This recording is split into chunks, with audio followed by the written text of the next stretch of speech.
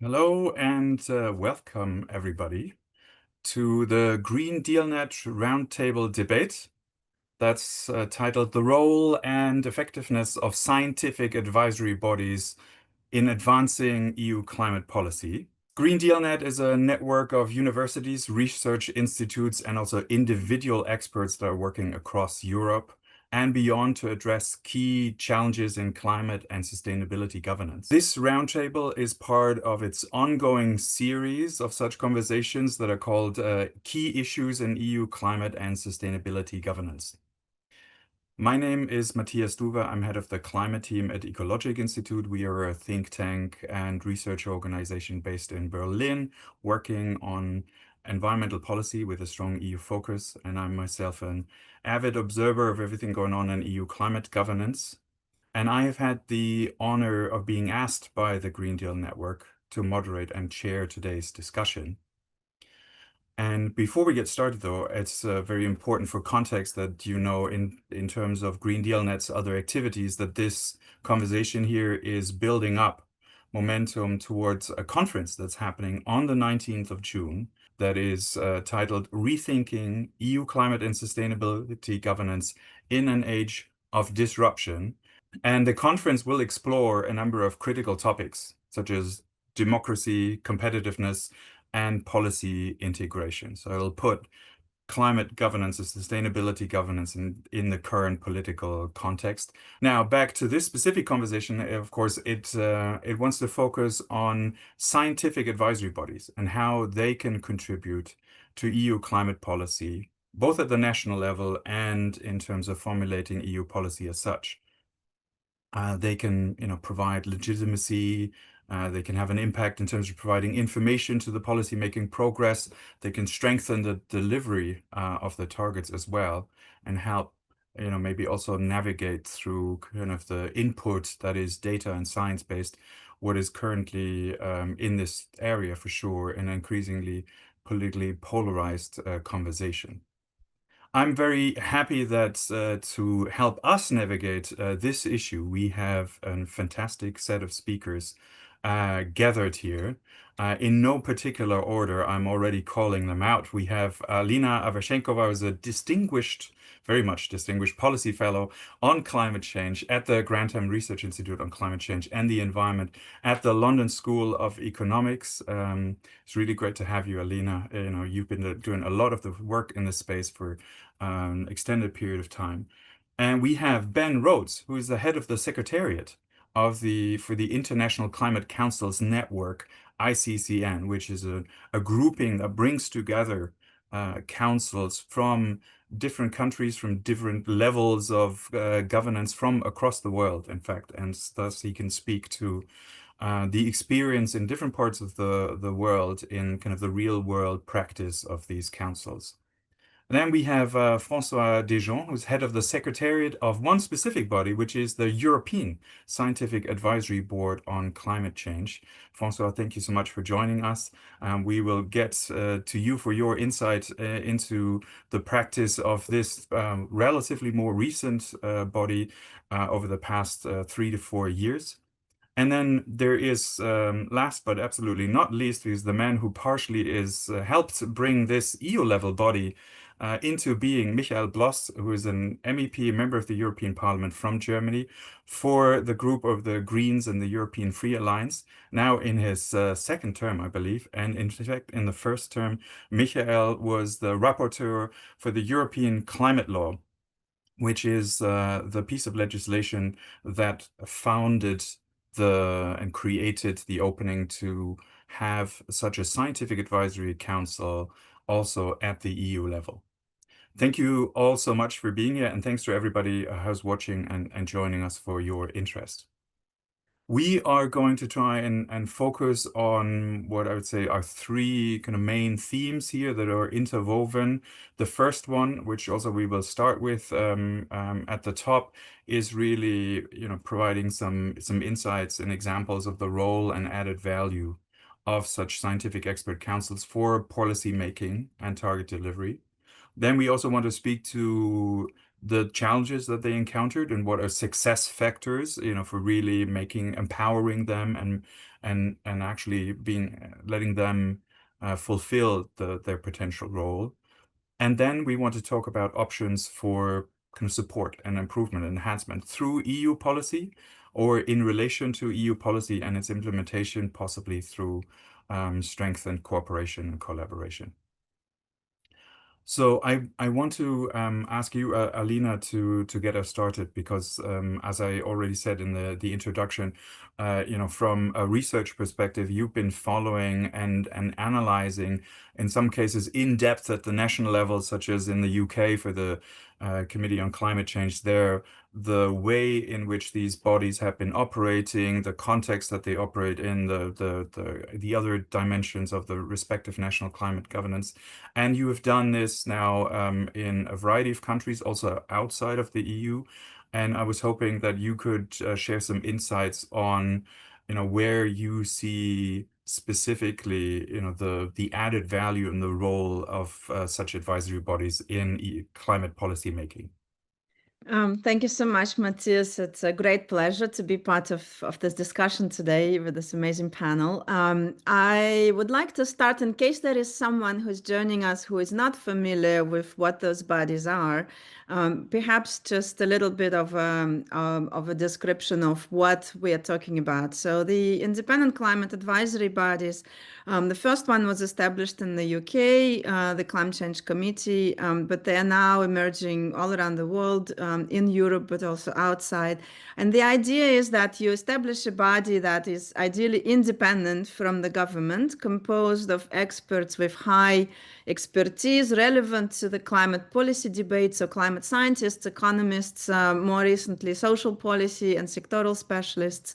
And they come in different shapes and forms across different countries, but the idea is that the body has a central role in advising the government in policymaking on climate change. And in some cases, they also have a role to provide independent assessment on progress being made with implementation of climate targets or climate legislation.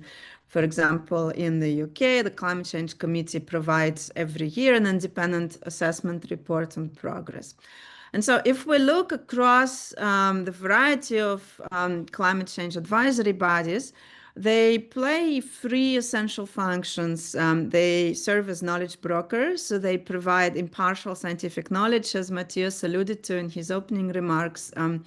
In some countries, they also play what we call a policy entrepreneur or policy advisor role, where they can actually contribute to fostering policy innovation, proposing new solutions or pointing out to how policy gaps can be addressed. And we can talk about specific examples in a minute. And then the watchdog function, which is the one where independent advisory bodies act as accountability layer, assessing progress, but also pointing out when government is not doing well. And one example is in the UK, for example, the previous government started kind of leading up to the election, dismantling and rolling back on some of the net zero policies which they have previously put in place.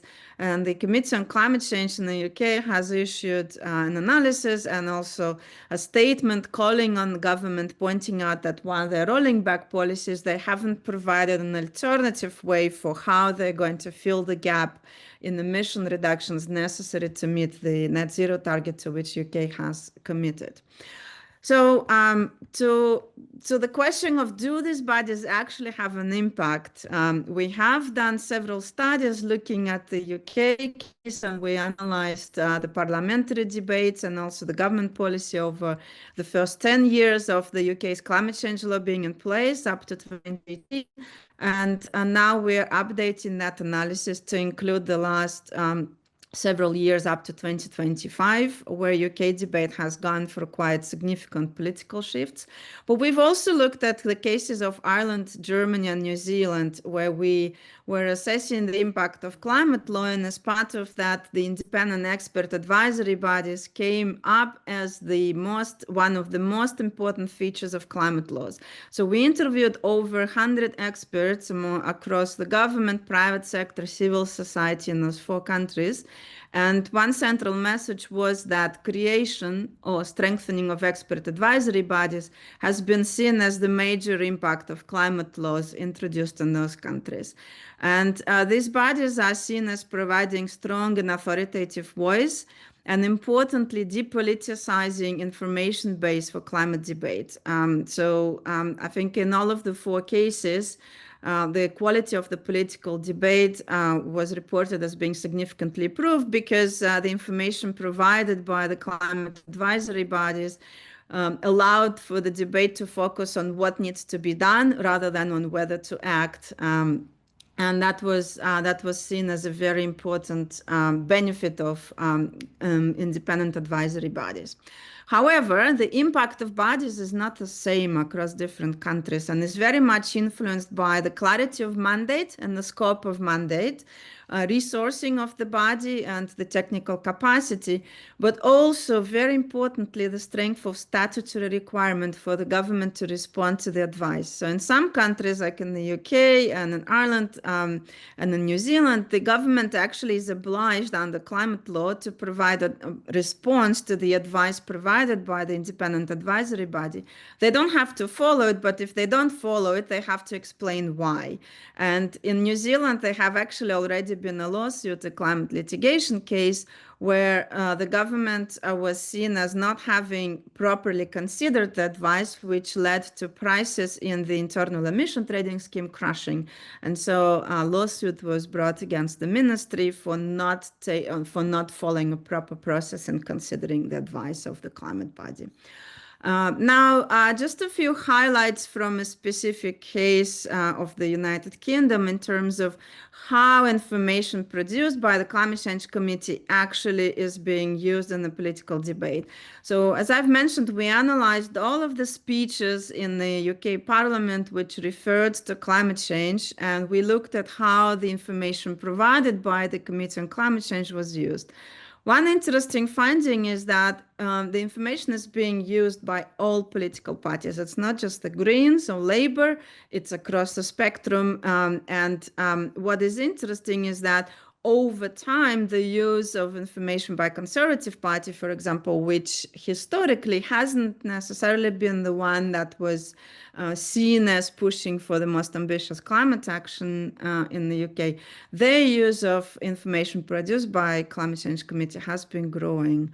The second interesting finding is that information produced by the Climate Change Committee was not just used in the climate change debates and debates mandated under the climate change law, but were referred to during discussions on 72 statutes and bills, including energy bills, aviation, water, UK infrastructure bill, various finance-related bills. So what we really can see is that UK Climate Change Committee has been acting as a driving force for integrating climate policy and climate concerns into all of the different relevant sectors, promoting policy integration, which is very important.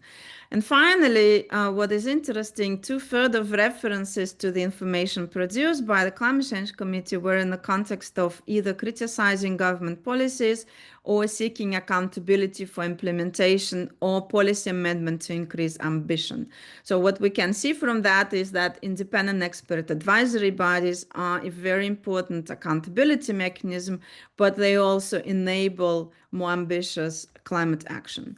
I think my 5 minutes are drawing very quickly to close, and so I can provide more details in the discussion. But what I wanted to say is that while we see this important role and recognition from policy actors on the role of these advisory bodies, there are growing challenges recently related to generally the growing challenges to democracy in terms of misinformation and a declining level of trust in the scientific information. And so this poses significant challenges to the work of independent expert advisory bodies. So maybe we can talk a bit more about that in the discussion that follows. And of course, we currently have some governments across Europe, but also internationally, that are backsliding on climate objectives. And so that also poses critical challenges for how independent advisory bodies can retain their legitimacy and their important voice in the debate, but most importantly, how can they make the government listen and follow their advice, which might become more challenging in this climate. So this is, I think, what I would like to finish my opening remarks on. I think the critical role of these bodies is clear. They are an essential part of climate governance, but they are increasingly under pressure. And so we need to think about the strategies, how to strengthen their position and ensure their central role going forward. Thank you very much indeed, Alina, for both providing that meta-level perspective, but also being able to point to a few specific impact stories. And certainly we will pick up on the point of the challenges in the conversation as part of the three themes that I outlined at the start. I want to ask you, Ben, actually, to follow up right now, because I think in part, you're basically now as the voice of the representing kind of the direct experiences of those that are working in such councils, and even proposedly under very different circumstances. Alina was already suggesting these aren't, there isn't a one size fits all. The context, the national context, political debate, the functionality will be different. I would ask you to, in reference also to Alina's overview, speak to your sense of the impact, the added value, and indeed the different situations that the bodies that are part of your network find themselves in. And it is understood from, and I didn't say so at the start, there are a whole host of different types of advisory bodies that have been created in different policy settings, and we are here zooming in on, if you will, a specific form, of which there can still be variations, but it's really the scientific expert advisory bodies that we're speaking to specifically. Ben, thank you for your insights. Thank you, Matthias, and lovely to be here. So I head up the Secretariat for the International Climate Councils Network. So we're a global network of about 25 expert bodies who advise government on climate change. So we do kind of limit it to kind of climate change advisory bodies, and I'll talk through why as we go through. We have about 13 European members, but we have representatives across all parts of the world. So Latin America, North America, Asia, Africa, and also Australia and New Zealand. And they do come in different shapes and sizes. I think an interesting thing is that the European ones are kind of more focused on the scientific side of things in terms of their council advice. They still bring in the kind of transdisciplinary advice, but actually when we look at the global south, often they are more, they have ministers on their councils and they're a bit more political, but actually they have the expert advice within the secretariat. And all of them kind of play a different role in not just providing scientific advice, but as Alina mentioned, that convening stakeholders and bringing consensus through to kind of policy making. So last year, the ICCN published a policy brief on 6 reasons why all countries should have a climate council. And I'll post a link in the chat so you can look at your leisure. But I'll just pull out a couple of the key points relevant here. I think building on what Alina was saying, one of the key benefits of a climate council is they help governments build consensus and make political space for long-term science-aligned policy. So without councils kind of providing that kind of range of options and saying things that governments can't say themselves, it's very difficult for governments to create that political space and have policy forms kind of grounded in science, and not just kind of climate science, but as Alina said, the social sciences, economics, and so on as well.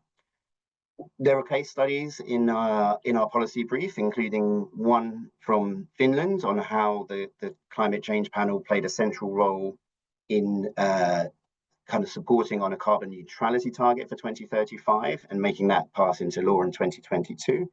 And one from Denmark on how they kind of advocated for a kind of tax on greenhouse gas emissions, and then how that's kind of fed through to kind of industrial GHG emissions taxing, but also more recently a GHG tax on agriculture.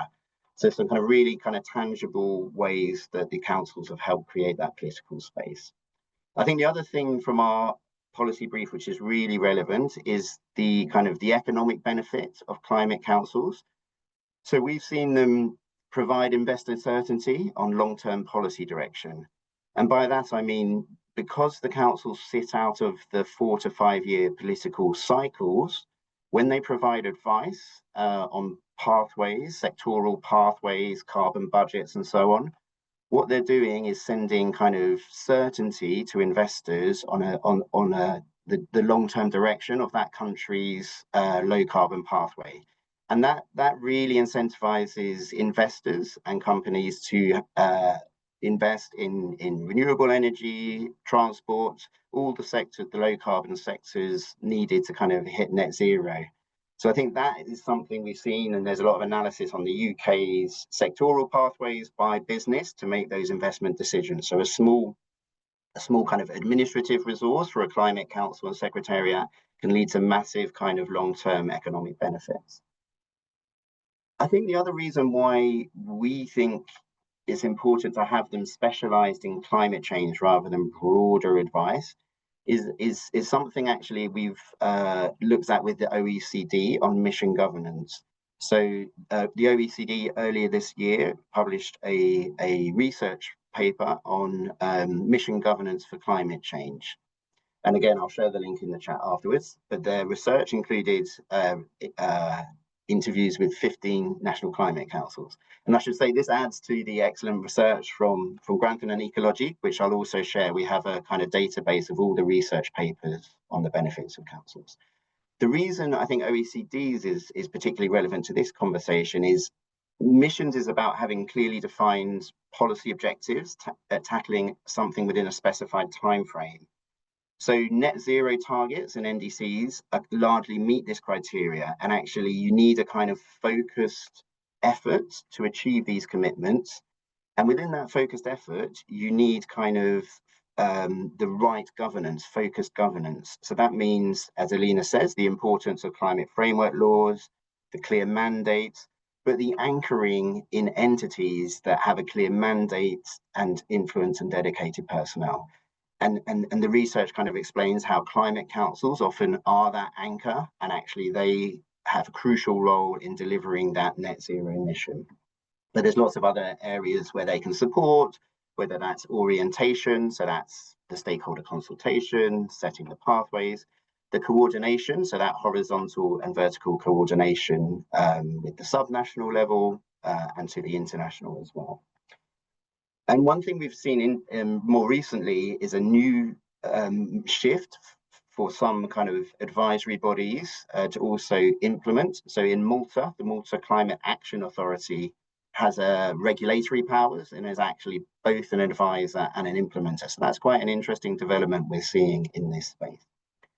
So finally, I'll just say that we're seeing a growing interest in this model, the Climate Change Council model. So we have 25 members now, 13 in Europe. We also have 9 observer councils, including Brazil, who've just created a scientific advisory council. And so we're working with them for them to join, but many other countries too. So I think it's a really exciting time. And I think there's a lot we can do together through sharing best practice between these councils so they can all achieve their missions. And a final plug for our Climate Council Toolkit, which will be launching on June the 26th at London Climate Action Week. So this will give you a step-by-step guide on how to create a climate council, allowing you to draw from academic research and case studies from our members. So yeah, watch out for that, and I'll post some links for you to follow us. Thank you so much. Thank you very much indeed, Ben, for also starting to speak to some of the kind of success criteria, if you will, for such bodies to really fulfill that function. I mean, you were referring to the mission orientation and the capacities required as in a more general fashion, as to enable a governance system to really realize a long-term objective. But indeed, this seems to me to be something that is true as well for such bodies to be able to have an impact. Now, I'm sure that your little toolkit there would be something that François would have liked to have had, a couple of years back, as he was setting out, helping realize the call that you policymakers had made to establish the European Scientific Advisory Board on climate change. The advisory board also, I think, a member of ICCN now. So among the 13, I assume, or maybe extra, the others, I assume, are national level ones. So more than almost half of EU member states represented directly with that EU level extra. François, the experience so far is what I would like you to reflect on, as you're been helping coordinate the work of your 15 advisory board members as the scientists that are the ones that are issuing the advice, but you're basically at the kind of the linchpin between indeed the scientists, your communications work, organizing the scientific inputs. Tell also the listeners or viewers that are not entirely familiar about the elements that the other two mentioned. So, your mandate and function of the advisory board, and then indeed your impact thus far, perceived from your perspective. Thank you, Matthias, and good morning, colleagues and participants. And thank you for the opportunity to speak today at this critical discussion on behalf of the European Scientific Advisory Board on Climate Change. This Climate Council, which is a bit unique because it's a regional climate council, was indeed established a few years ago, 4 years ago, under the European Climate Law. The European Climate Law was the law that set out the climate neutrality objective for the EU and the 2030 target. So it's really the cornerstone of EU climate policy. But one important feature was indeed the addition of this scientific advisory board, which was tasked to provide scientific advice to the EU and to monitor and give advice on existing and proposed union measures, climate targets, greenhouse gas budgets, and to ensure overall the coherence between the objectives of the European Climate Law and EU international commitments under the Paris Agreement and all the EU legislation. So I think the establishment of a climate council like ours reflects and overall the trend of having more climate councils being established across the world reflects the growing recognition that science plays a central role in guiding effective and legitimate and forward-looking climate policy. So I think that the previous speakers already highlighted functions and some added value of bodies like ours. From my perspective, and also building a bit on our experience, I would like to highlight 4 key advantages that bodies like ours can bring. The first one is independence and scientific rigor. Second is transparency and accountability. Third is coherence across policies and timescales. And the fourth is bridging science and policy in a structured way.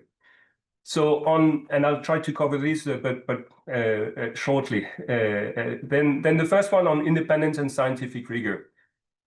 Bodies like ours are composed of experts selected for their scientific excellence and not for their institutional or national affiliation. So they work independently at arm's length from politics, and that allows us to provide an advice that is grounded in robust scientific evidence and free from political or sectoral interests.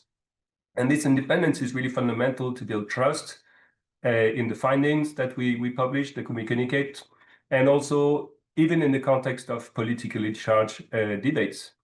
So, for example, for the advisory board, we were established with a legal mandate to provide scientific advice with members appointed in personal capacity. And we made, for example, recommendations 2 years ago on an EU 2040 target that was based on scientific modeling and normative assessment and not on political negotiation. So we stand on fact, robust scientific evidence and data scientific consideration. So for that advice, we build on over 1,000 scenarios that were used in the IPCC AR6, and the alignment with the EU climate neutrality goal. And so there, the independence of the board was really crucial to formulate and defend the ambition that we recommended. Second, on transparency and accountability, by publishing science-based evidence and evidence-based recommendations and assessments, our bodies like ours make it easier for the public, for civil society, but also for policymakers to understand the rationale and the scientific basis behind climate decisions, or also the risks of inaction. So our advice can provide a benchmark against which political decisions can be assessed, and that encourages accountability amongst policymakers. So again, as an example, we have published the recommendations on an EU target, but also recommendations on EU climate policies necessary to reach climate neutrality, climate objectives. More recently, recommendations on the scale-up of carbon dioxide removals. These are publicly available. The rationale, the data source, the methodologies are publicly available, clearly documented, and that means we can engage in public communication through press briefings, explanatory material, online publication, and that makes it easier for citizens, for civil society, for journalists, for policymakers to understand how climate targets are set and assessed. And that encourages scrutiny and debate, and that enhances ultimately the legitimacy of climate policy decisions. Third, on improved coherence and across policies and timescales, we have reviewed the consistency of policies with climate laws in a report published last year. Climate governance involves many moving parts, and advisory bodies can help ensure that individual policies align with overarching objectives like climate neutrality or net negative emissions. So overall, by doing so, the board contributes to integrated climate governance, making sure that short-term initiatives are compatible with EU's long-term climate neutrality trajectory.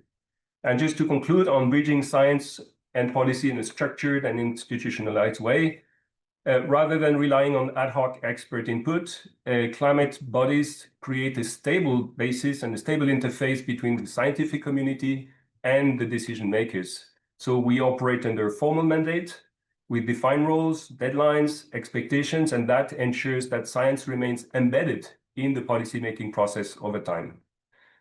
So we don't just publish reports, we also engage regularly with EU policymakers, EU institutions, key stakeholders. We also attach a lot of attention to national climate councils. We can come back to that. Overall, that engagement helps embed science in decision-making cycles. So just to conclude, bodies like ours enhance both quality and the legitimacy of climate action by combining scientific integrity and independence with institutional relevance. Excellent. Thank you so much, François. And I think that provides an excellent segue to be speaking to Michael, because you also mentioned, François, already, as that last element that you're very consciously and actively are trying to basically take the insights and go and get it in front of the people that you want to consider it. Now, Michael, I mentioned in the introduction that you were part of the group of people inside the Parliament, ultimately agreement among the EU institutions that it was a good idea to insert in the EU climate law an additional article that would establish an advisory board at the EU level. Also with the specific mandates that led to, say, the advice on the 2040 target. What I would like to ask you to tell us about is, first off, the rationale. What was your hope? What were you expecting? Why did you want and support this notion that such a body should be created at EU policy? And then, of course, now that we've seen it in operation, we have a very live debate on the 2040 target. I would add to that, were your hopes fulfilled thus far? are you satisfied? Are you happy that this was done? Thank you. Yeah, thank you very much. Also for the invitation and the opportunity to listen to those great voices. It was nice times. It was 5 years ago, I think, different times. But at the beginning of my first legislation, and it was, of course, the high time of the Fridays for Future movement, and their call was listen to science. So that was important. I think it still is important. But the idea was, how can we translate this call for listen to science into the concrete policy processes and into concrete legislation? And I think there I also had great advice from Alina, from the Ecologic Institute, because of course there were already this scientific advisory boards established on member states level. And that's like one way how we wanted to improve the European climate law, and in the end succeeded. And I think it's still very relevant, and it was it even over-delivered maybe from what I expected at this time. Because at this time, of course, we were very much focused on the climate targets, and that the climate targets were not enough. And some actually said that we should go for 65% CO2 emission reduction until 2030. And the advisory body was somehow also a way to ensure that even if we don't follow science at this time, we try to stick to it. And it was already mentioned by François that actually it helped quite a lot to stay on track. I think it was also mentioned since these 5 years ago, a lot of things happened. Unfortunately, the climate debate is not as strong anymore, and there is somehow even like something like a cultural war emerging, pretending that kind of it would be you would take a political stance if you would say that the climate crisis exists, which definitely is not the case. But in this polarized times, I think it's really important to have climate advisory bodies, because they can bring some rational and scientific findings to the table, which we can and have to all agree to.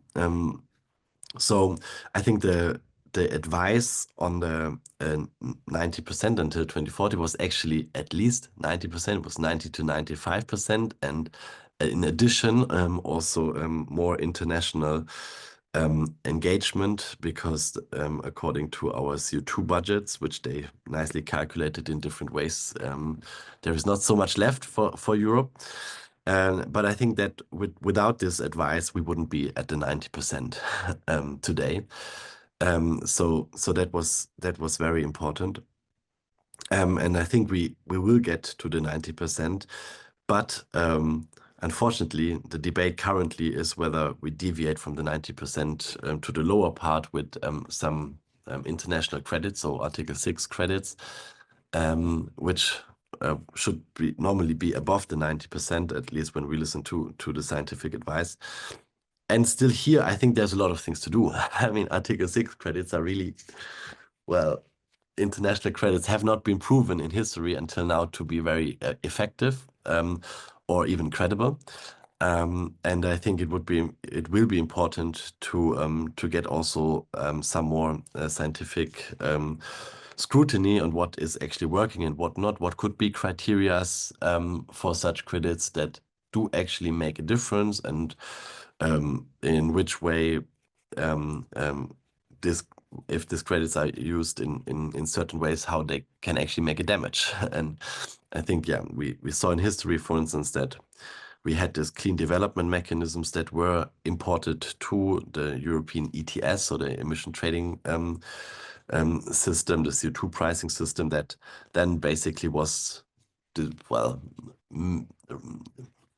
ineffective for around 12 years. So we have to be really careful here. Maybe two more aspects. I think it's also like, if you think about in a big broader terms, if it's interesting in many ways that the political and the scientific sphere are sometimes detached, and not only for climate, but for almost every policy field, it's important to actually engage into this conversation. And engaging in this conversation does improve policy making. And therefore, I think it's in my view, at least, it was one thing to do it in climate policies, but in kind of a more broader development where the political process can go, a scientific kind of column in the policy process next to maybe the executive and the legislative is something to think about, and I think is something needed, because it helps because it just improves policy making. So that's maybe one thing. I think we should be like, yeah, at least politics should be thinking in this direction. Second is, I mean, also the European system is not perfect. We expect the kind of revision of the European climate law within the next months, but I guess there will be nothing on the advisory body. Maybe that's a good thing because currently majorities in the European Parliament are not as favorable. But still, what Alina said in terms of there is this with some national bodies, like in the UK, there is this requirement to respond to the recommendations. I think is something that Europe is still lacking.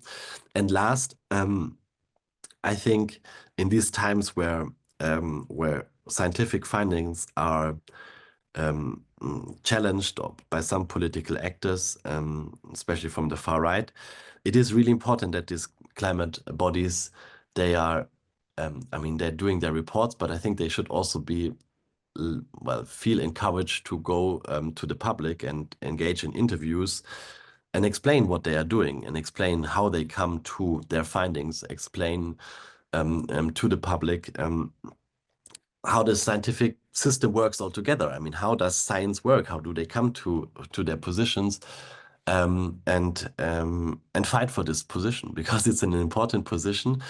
And those who are kind of just, like challenging everything and pretending that they would have better data or they would knew better, they are very loud. And I think the scientific community also has to be loud, and explaining why actually thinking in a rational way, their findings are much more credible than just someone who is saying that climate change doesn't exist. Thank you very much indeed, Michael, also for pointing basically to, the space outside of, say, the institution that you're working in and that you're engaging in conversation with colleagues also from a whole range or spectrum of political opinions. We can pick up on that point, what can scientific advisory bodies maybe do differently as well in terms of their communication about their work. I would like to very briefly stay with you though, and still go back to Parliament, and maybe the answer to my question will also be about what others can do.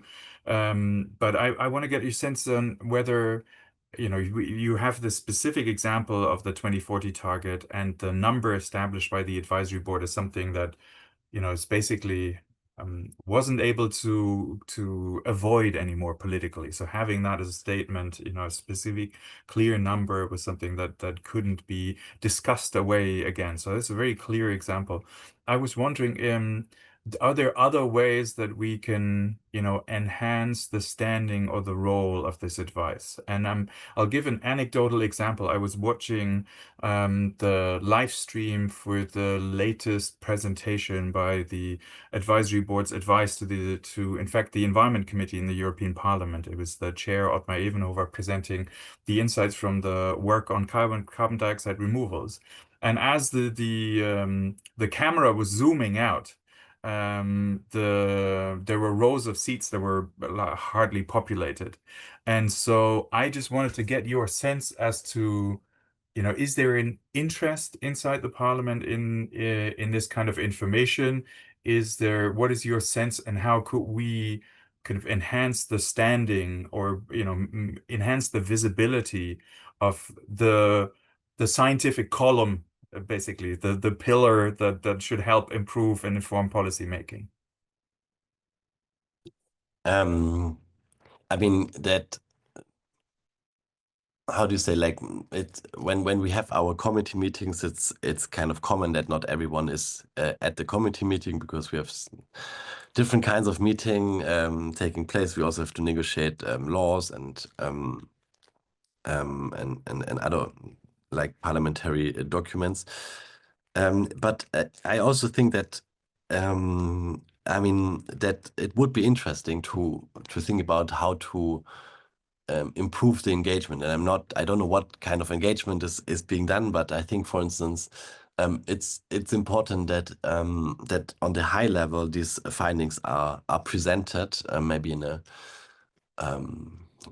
like in a way that it's also digestible for those who are not completely experts on it. But it would be interesting for me to invite the advisory body or the chair, or like chair and co-chair, to a meeting of the presidents of the different groupings in the European Parliament. I think I'm not sure how much the engagement with the Commission is. I think well it's there, but I think it's also important that that those decision makers there on the high level, that they actually have meetings and get briefed. That's important. That's why I think this response, I mean, institutionally, the response part of it is very important, because that requires everyone to listen quite well, and then also formulate a response to this that actually matches what has been recommended. That's something where we need to still engage. I think it's also important that I think that the briefings are, or at least some of them, the scientists, they are present in person. that can help also with just like now there's a lot of new members of European Parliament. Some of them don't really understand the whole governance. And then meeting some of these new members, explaining them, okay, what is the role? That's maybe something that can help to establish this, because in the old Parliament everyone knew, because we established it, but in the European Parliament there's a lot of rotation, and so to carry on the knowledge is something that you might already do, but I think it's still important. Excellent. Thank you very much for these specific ideas. I think worth contemplating also for the wider community of people that are working on these issues and wanting to support the voice of science being heard in EU policy. I know that you need to leave earlier than the rest, and so if the others allow, by looking at the time, I will ask you another question where we are jumping to that other segment or one of the other clusters. So we have just been talking about the specific example of the EU Advisory Board and its voice being heard, and I think we all realize that one of the issues that all scientific advisory councils working in the EU and everybody working on climate policy in the EU is the immense kind of the growth and proliferation of the body of legislation that we have established, and the complexity of digesting and understanding it, and then being able on that basis to provide advice. And we've also heard earlier from Alina and Ben, we heard impact of national climate councils, but we've also heard some of the challenges that they're already facing. Now, what I want to ask is, do you think, and so this question goes first to Michael, and then we can move on to the others. What do you think could be done to support the further creation of additional national bodies in EU member states? So, is there something that the EU level can do to help and strengthen the scientific dimension in national policy making, either through, furthering the creation of additional bodies or through other means? Is this a topic for EU policymakers in Brussels? I don't remember it quite well, but I think that I mean, in the climate law, we already encourage the engagement with the national level if a climate advisory body exists. Of course, and François knows better than I do, but I'm not sure that kind of if you don't have a climate advisory body that you can, as a government, go to the European level and also ask for advice. I think that's important. Well, I think in the end, it's always a political question, which is also very sensitive and how do you say it? If the climate advisory body would, campaign for establishing a national climate body in Poland or so, then then that's difficult territories. So I think the way is first to show that this works and it makes sense, and it's really focused on science, and it doesn't, support one political line or so, but it's really just translating what science says into the language of politics, because that's different languages. Second, I think that it's important that these climate bodies, I would say, they are having a lot of communication towards the institutions. I think, as I said before, it's also important that they have a communication to the broader public. That's even more difficult in terms of explanations and simplification. But I think it's important, and it could also, help establish creating some kind of a broader idea that it makes sense to have such kind of advisory bodies. And then, of course, if then a country is interesting, I think there's already a great network, lots of experience, different kinds of models that you can learn from. So institutionally, I think that the help is there. The question is like how to, for me, the question is how to create a political environment in which it is positive to establish scientific advisory bodies, not only for climate, but altogether. And I think that's by also maybe talking more to the public, but not in a campaign way. Mm-hmm. Excellent. Thank you very much indeed, Michael, for your thoughts there. Something that we can build on, and I think this the importance of communication has been underlined now in more than one way. We very much also appreciate knowing how indeed busy any MEP's schedule is, that you took time to join us, and we wish you much success in your work in what is not kind of an easy overall political landscape to be working towards maintaining course towards climate neutrality. So thank you very much for being with us, Michael. Thank you for the invitations. Great to be with you again. But yeah, thanks for all of your work. I think it's really important. And it led, for instance, to the situation that we are still talking about 90%, even in times where climate is really more in a defensive mode. So that's your achievement. So thank you for that. Thank you. And with that, then let's pick up on these points and maybe see where we can, also take what we can make of Michael's ideas about engagement with the public, speaking to and explaining maybe the role of advisory bodies, and his underlining the need to show that indeed these are meant to be politically not just independent of government, but also politically neutral and owing to the science and an understanding of the facts. Now, we did earlier have already, indeed, Alina, I'm very happy for you to come in, and just by way of moving to that other issues, you had already spoken to some of the challenges that exist. A more adverse political context is one that we've heard of over the past couple of years that has changed. Alina, you spoke to issues such as misinformation and as another challenge. I added on my own terms the issue of just the complexity of EU policy, or just the complexity of understanding all of the options and picking out policy recommendations on the path to climate neutrality. So what I would like for you to now speak to is indeed, like, where do you see the kind of key challenges? And what do you think can be done to help overcome them, especially in supporting scientific policy advisory bodies in the EU? Alina, please, do you want to go first? Yeah, thank you so much.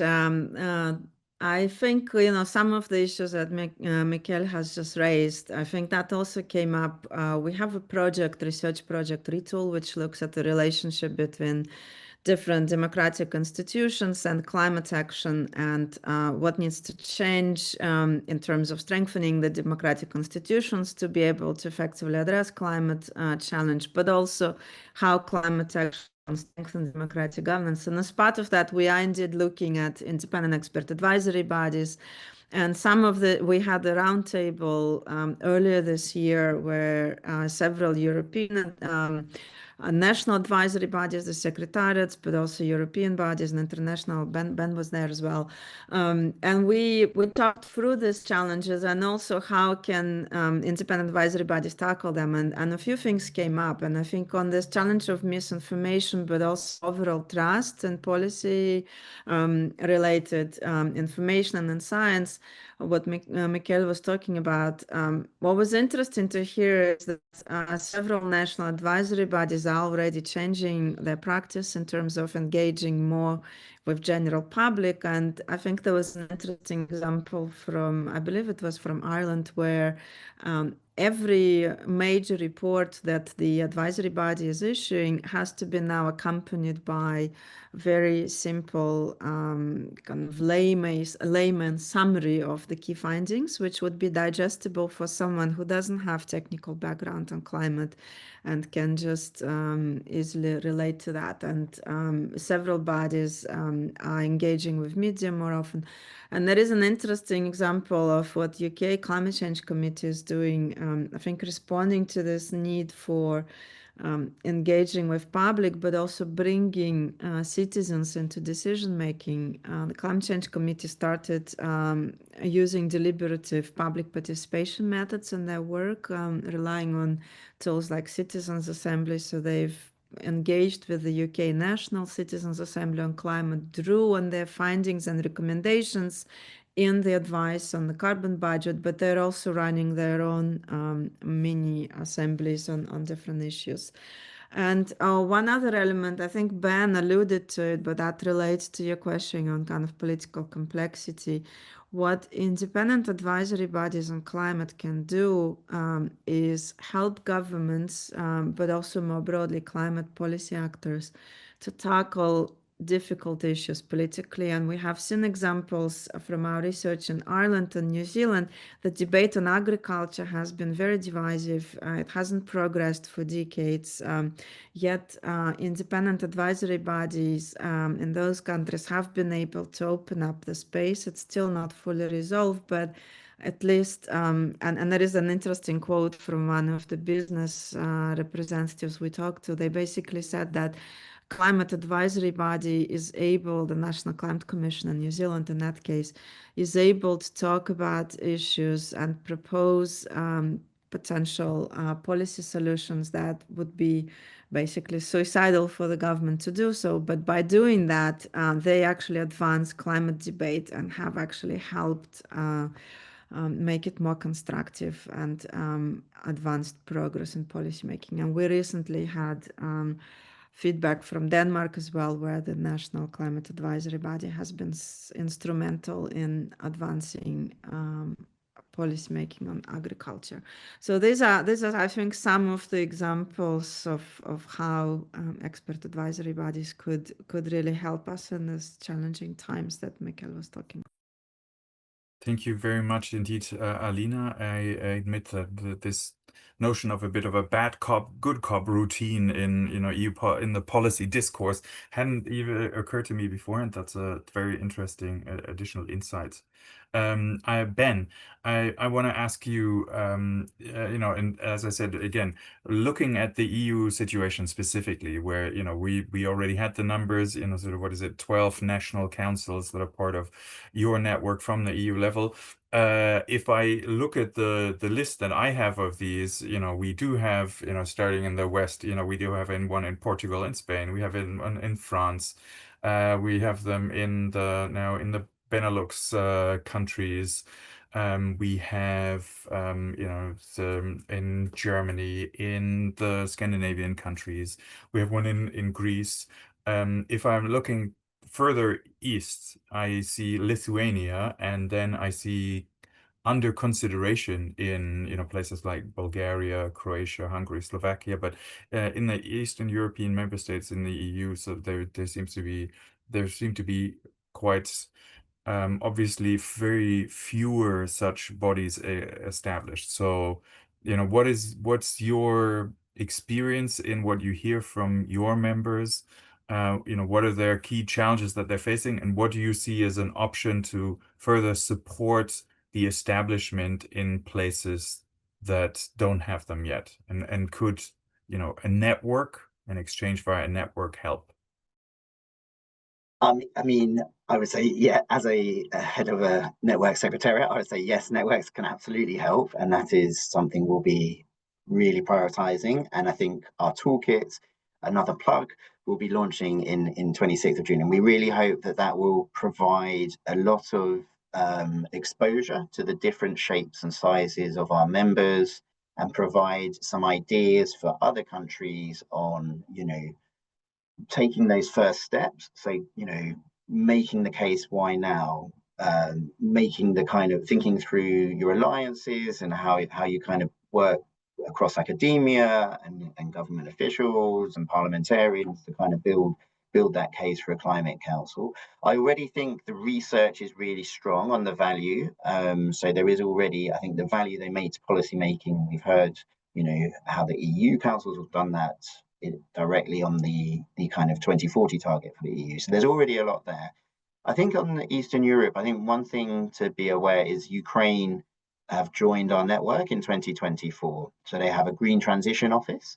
And I think, you know, that's inspirational to all countries, really. With, you know, in the midst of a war, they're able to establish this. And obviously their focus is on building back greener after the war and recovery. But I think that shows that where there's a will, there's a way to create a council in the most difficult and turbulent political times. I would echo everything Alina said. I think the real challenge is this public, you know, joining the kind of scientific evidence with kind of making it accessible to public, making the public understand. And I think there's a disconnect between what I think there's research showing what the public think they know about climate science and kind of the actual science varies, and kind of trying to bridge that. And as Alina said, using innovative ways. So I think better use of social media as more and more people use that to get their news from. The citizen panels is another way. I think using different sources of evidence from different citizens. So Indigenous people is really important to many of our members. So in New Zealand, for example, the Maori culture, and in Finland, the Sami community. So I think not just relying on academic evidence, but thinking through what other voices do you need to take into account to provide decent policy advice. And then finally, something we're seeing more in the global south is representation of all parts of society on the council.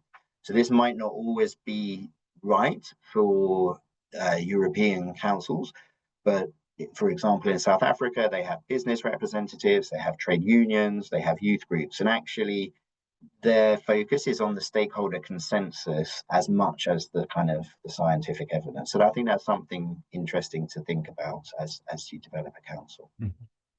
Thank you very much, Ben. And yes, you know, that broader stakeholder engagement and building political support is, I think we all understand, key to successful transition policy.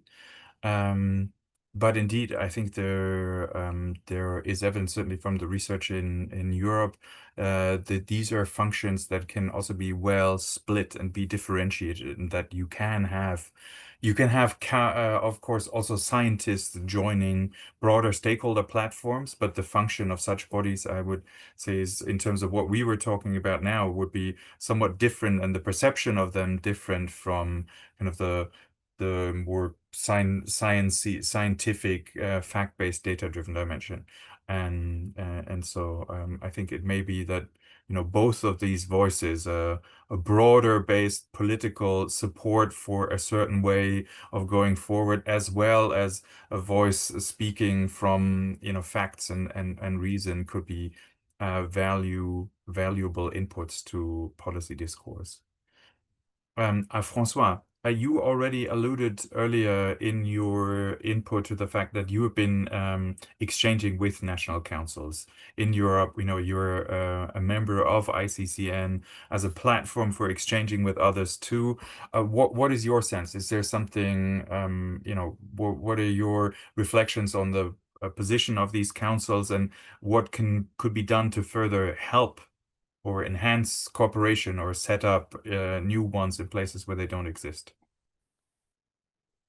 Thanks. I think those are, in a way, fairly separate discussions. The collaboration with existing councils and how to support the establishment of the council where so far it does not exist in such or such country.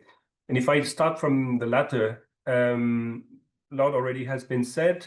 I think Michael emphasized the importance, of course, of the political appetite to establish such body, which will be effective if it is given a proper legal mandate to inform policies. So there needs first to be a recognition that science-based policies are actually something desirable. And maybe that is not already something, the best shared feeling amongst all the political spectrum.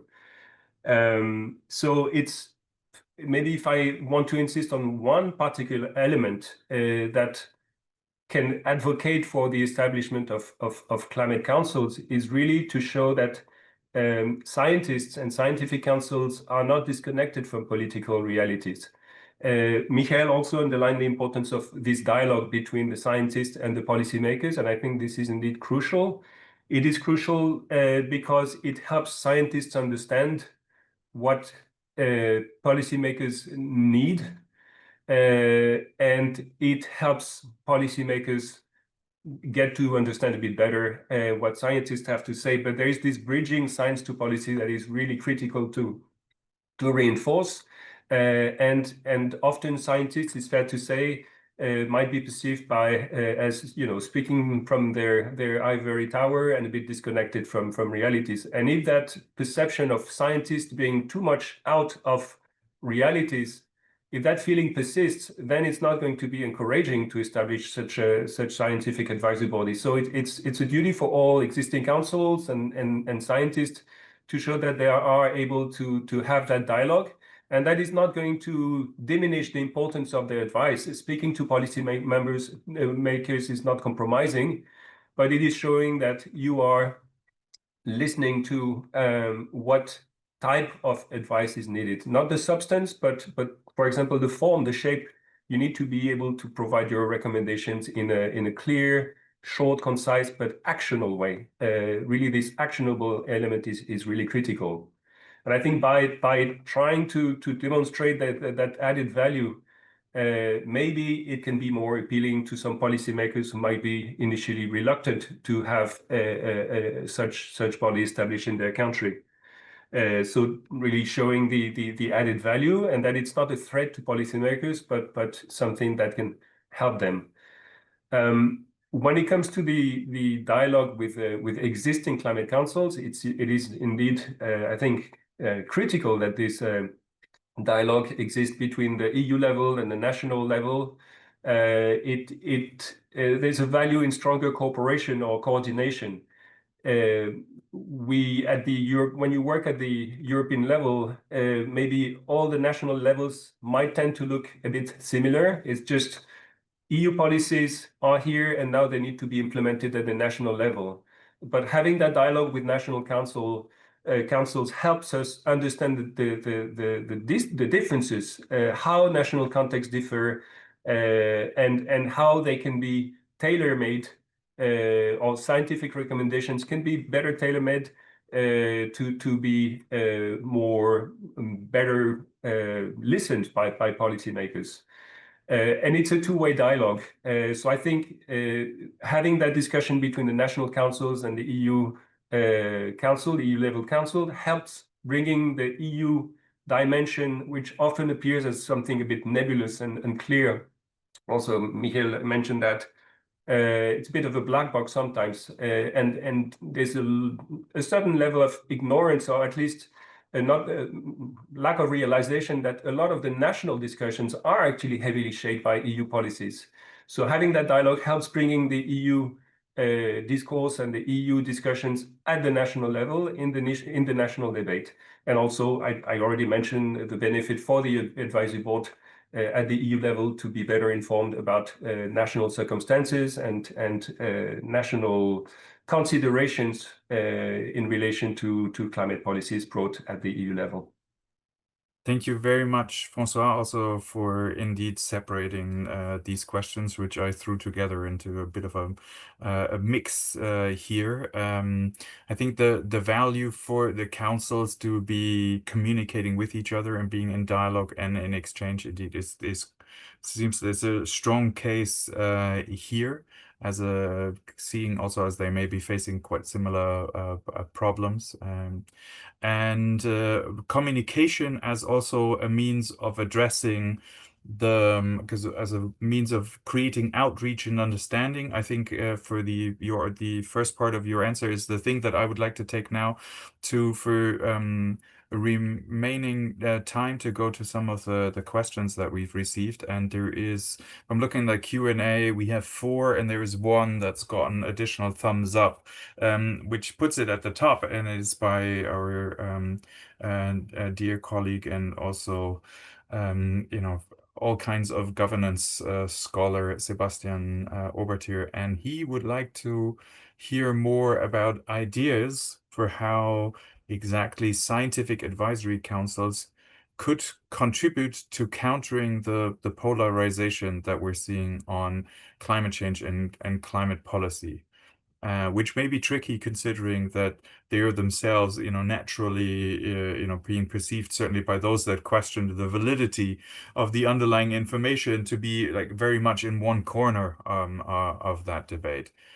Sebastian is asking, can this be addressed, and what could that look like? Is it indeed about communication, or are there other ways of doing this? This is not an easy one, but I was wondering, Ben, I'm sure that this is, as Alina mentioned also from her research, this is an issue that is being encountered by councils in several places. This may have come up in your network. What are the things that councils do? No, it is a very tricky and it's a very pertinent question. So thank you, Sebastian. I think there are different ways councils can help address this. I think one is who is a member of the council. So in some countries, like the UK formerly, a couple of years ago, their chair was a kind of a lord from the right-wing Conservative Party, but also kind of, was a respected former minister of environment. And actually, so having a right-wing chair actually helped provide that kind of credibility that is not just a left-wing issue, and actually helped broaden the debate and help achieve consensus. So that is one way. Obviously, not all councils will have kind of political appointees.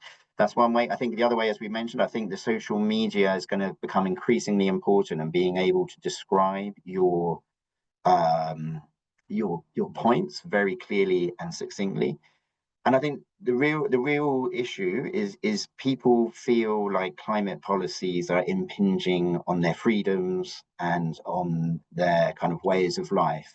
And that is, it's a very difficult thing to manage, because obviously the science tells us we can't go on living exactly as we are. with using of fossil fuels and kind of the kind of consumption behaviors. So I think it's thinking through, well, what policies, where can we show kind of policies that, that actually, don't impede your life, or actually can kind of show improvements to it. So that might be the overall economic benefits of kind of pursuing climate policy. So I think it's a complex and tricky way, but there are different ways I think that the councils can do it. But I think being kind of grounded in being impartial and kind of led by the science is kind of absolutely crucial to that too. Alina, please. I just wanted to add to that. I think what François said before really stuck with me in terms of the importance of councils engaging with policymakers and politicians to better understand how, what kind of advice is needed. And I think that also applies councils being aware of the public debate, basically this polarization and what are the sticking points, and integrating or taking that into account into how they communicate the advice. So it's not just the act of communication itself, I think, by the council and reaching out and providing simple summaries of what is produced, but also perhaps taking into account the key concerns. And that requires, of course, investment into understanding a bit more the public debate, which is, of course, a challenge because the councils already have quite a lot on their plate. And indeed, not all of them may have the capacity for extensive communications work, or the people that will, look good on TikTok explaining the value of science. But it sounds like an area worth investing in. François, you were already speaking to similar issues. What are your thoughts? Thanks. It's a tricky question from Sebastian, because I think polarization is not just a threat to, well, it is first and foremost a threat to climate change and climate action. It might be also a threat to advisory bodies themselves, with political interference or risk of losing independence, political pressure to shape messages differently, or defunding. So that is also a very relevant, pertinent question for advisory boards or advisory councils. And I think to stay relevant, climate councils fight that polarization. They need, of course, clear mandates. They need to keep relying on robust data, facts, scientific evidence to come across as and remain, of course, independent and science-based. I already mentioned the importance of transparent communication of advice and method, and again to engage proactively with media, citizen, and institutions. And maybe a last element that for me is really, really critical. It is important to gain trust in the public opinion. You need, and policymakers, you need to focus on solutions, not just problems. So it's really, really important to maintain support. Having this solution-oriented mindset is really critical. Thank you very much, the three of you, for your thoughts on this. I want to take another question from the Q&A. That's kind of next in line in terms of the order of additional votes. It is from Selin Kaliskan, who says she or he is a master's student currently researching the role of international institutions in addressing climate-induced mitigation. And the question is, do you think that scientific advisory bodies should play a more active role in integrating climate-induced migration into EU climate policy, especially to support more just and coordinated responses to displacement risks? I think a question that, as a topic as well, plays, into kind of the difficult political landscape that, these issues and many countries find themselves in. With migration being an issue that at the same time is politically sensitive and controversial in many national contexts. Who would want to give a first shot at this one? Alina, what are your thoughts, if I may be so bold? Well, I think climate advisory bodies are there to give advice on pertinent policy issues on climate change, and being a pertinent policy issue, I think this would, if it hasn't already, this would enter kind of the work of climate advisory bodies in one way or another, as climate change poses greater risk for migration. So I think, I mean, François probably would have a better view in terms of, or actually knowledge, whether that's already in somehow touching on the work that the European Advisory Board is doing. But I would imagine that going forward, this is something that would just happen. Thank you. Just to say, I think this would also essentially mean, and there may be bodies that do address these issues, kind of an external dimension of the work, and also looking at a more humanitarian dimension, but also ultimately the security dimension of climate policy. François, Alina alluded to the advisory board. Is there a dimension to which, an extent to which this has been an issue that your board has been discussing? It's fair to say that's not an issue that has been significantly taken up yet by the board, but it could very well be in the future. It is a relevant issue. Climate-induced migration is an issue at the intersection of climate and social and foreign policy. So scientific advisory bodies can play a role, not to formulate migration policy, but to provide insights on how climate risks may shape population movements and within and outside the EU. Yeah. So yeah. Thank you. Then Ben, are you aware of some of your members discussing this, or indeed like a broader security context?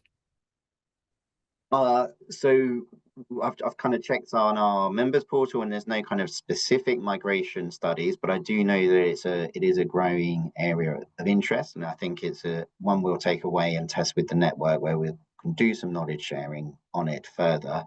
I would say what we've seen in other areas is the importance of climate councils providing joined up advice with other expert councils in their countries.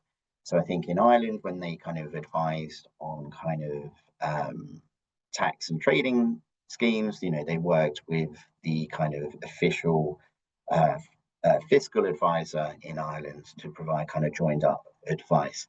And also we're seeing kind of the just transition kind of become more of an important aspect of people's work, and different countries will approach that differently. But I would hope that they take into effect, the just transition for not just within their borders, but internationally as well in their advice. Mm-hmm. So yeah, something we think will grow in importance in the coming years. Thank you. Thank you very much. And thank you for that question. In terms of taking Q&A points, that was all we have time for. We do need to close. Before we do that, very briefly, I know that the Scientific Advisory Board, the European one, has some outputs, announcements, calls that are coming out. François, tell us about them real quick. Thanks a lot, Matthias, for giving me that platform to make two announcements. On Sunday, 1st of June, this coming Sunday, the European Environment Agency will launch a call for expressions of interest to designate the members of the advisory board for its second mandate. So we're in the third year of the first mandate, 2022 to 2026. So the second mandate will start in March 2026, and we need to designate the members of that advisory board for its second mandate. So look at on EA, but also the advisory board communication channels, and please disseminate this call for relevant scientists that would like to contribute to the work of the advisory board for its next mandate. The deadline for application will be 15 September. And the second announcement, a day later on Monday, this Monday, the advisory board will publish a new report on the EU 2040 target. So we'll revisit the 2023 recommendations in light of new evidence, but also evolving priorities. Mm-hmm. Excellent. Well, that is something to look forward to. With reference to the conversation that we heard earlier about, a lively debate on the shape and level of the 2040 target for the EU. With that, I want to thank everybody. Thank you all for listening, watching, engaging. Thanks to our men and experts. Do check out that ICCN repository of information on advisory councils, which also, will have Alina's excellent work. The Retool project was mentioned, also doing interesting work here. And I want to do a shout out to the dear colleagues at the Brussels School of Governance at the Vrije University of Brussels that have been organizing and hosting us and coordinating on this, Jess and Teresa and colleagues. Thank you so much for realizing and making this roundtable discussion happen. And with that, we're going to close, and want to wish everybody a fact-based but happy and climate-friendly day.